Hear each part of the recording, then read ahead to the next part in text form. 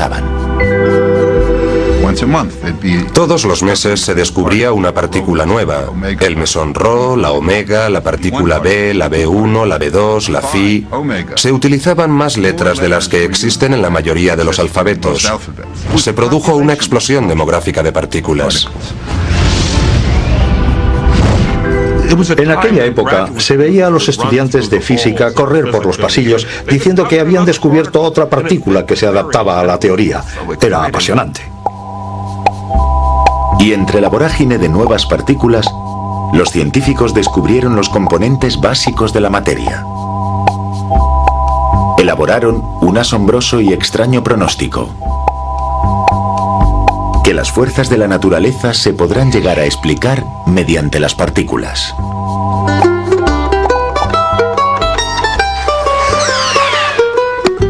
Supone un concepto bastante peculiar, pero es como un juego en el que yo y yo somos dos partículas de materia. Y la pelota que nos lanzamos es una partícula. Se llama partícula mensajera. Por ejemplo, en el caso del magnetismo, la partícula electromagnética, esta pelota, sería un fotón. Cuantas más partículas mensajeras o fotones intercambiemos entre nosotros, mayor será la atracción magnética.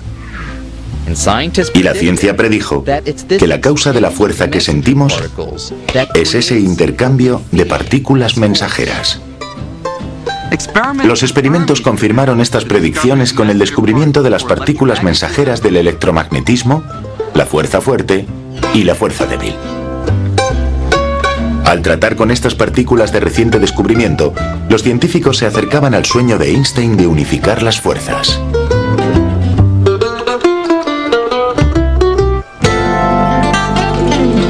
Los físicos que estudiaban las partículas razonaron que si rebobináramos la película cósmica hasta los momentos previos al Big Bang, hace unos 14.000 millones de años, cuando la temperatura del universo era billones de grados superior, el electromagnetismo y la fuerza débil serían imperceptibles.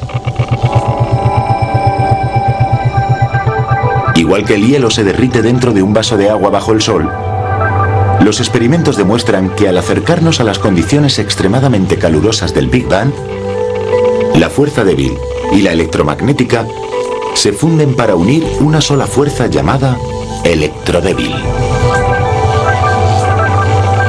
Y los físicos consideran que si se rebobina aún más la película, la fuerza electrodébil se uniría a la fuerte en una gran superfuerza.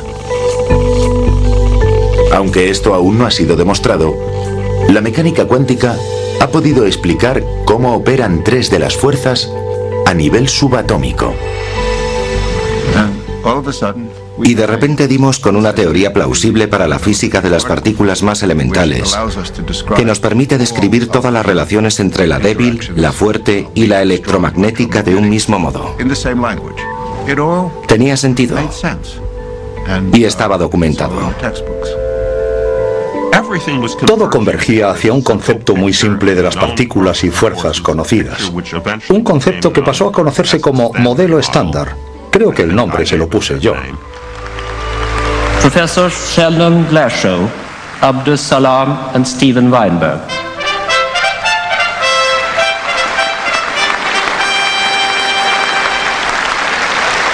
Los inventores del modelo estándar, tanto del nombre como de la teoría, fueron aclamados por la comunidad científica y recibieron el premio Nobel. Pero detrás de todas estas ceremonias había una omisión muy evidente. A pesar de que el modelo estándar explicara tres de las fuerzas que rigen el mundo de lo minúsculo, no incluía la fuerza más familiar de todas: la gravedad.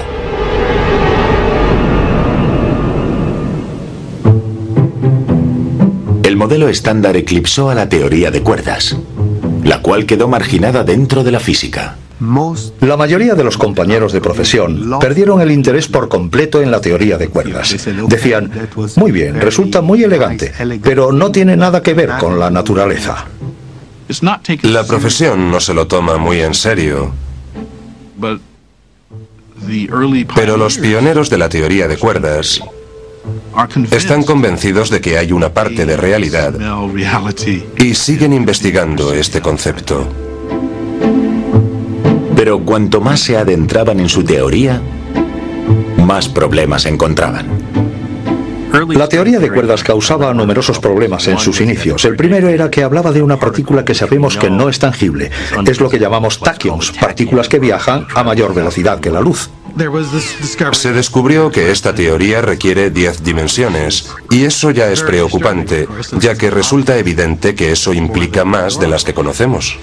Había una partícula sin masa que no se alcanzaba a ver en los experimentos. Estas teorías parecían carecer de sentido. Le pareció una locura a todo el mundo.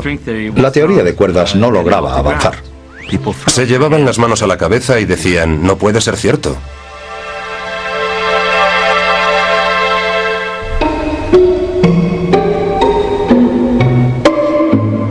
En 1973 apenas quedaban unos pocos físicos jóvenes que seguían luchando con las oscuras ecuaciones de la teoría de cuerdas.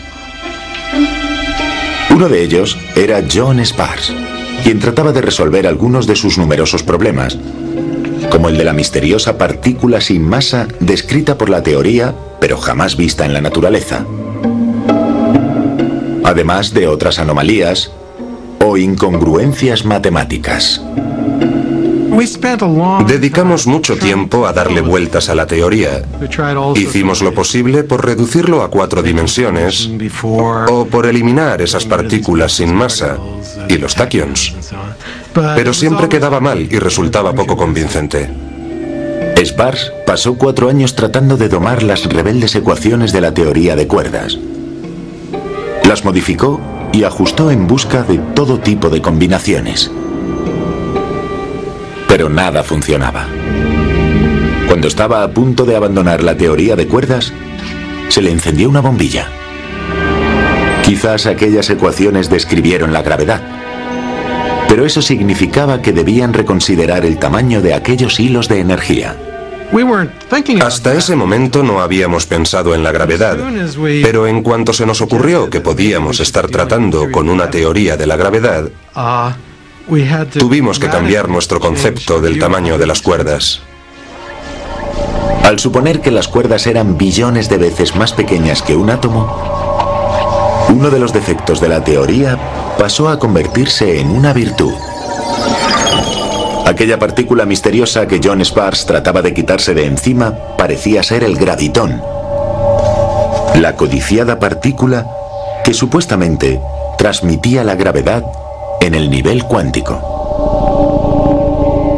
La teoría de cuerdas había encontrado la pieza del rompecabezas que le faltaba al modelo estándar.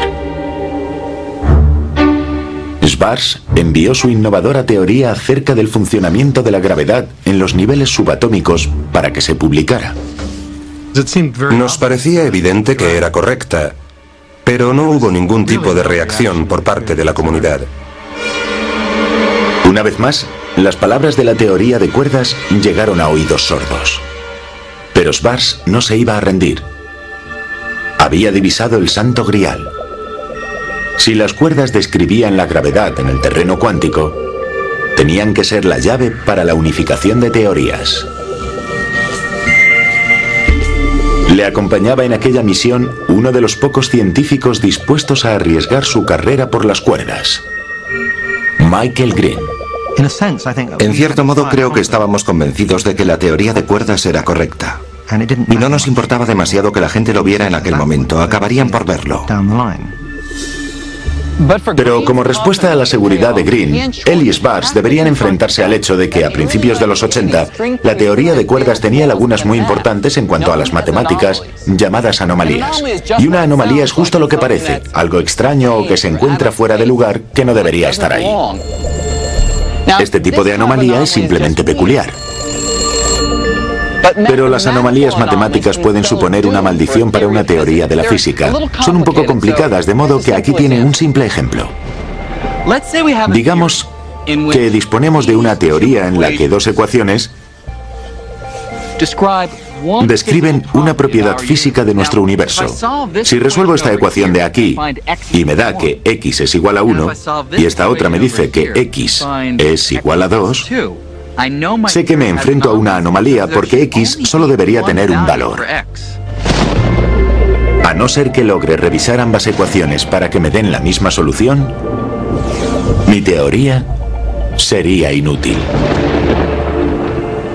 A principios de los 80, la teoría de cuerdas estaba plagada de anomalías matemáticas de este tipo, pero con unas ecuaciones mucho más complejas. El futuro de la teoría dependía de eliminar las incongruencias de aquellas ecuaciones.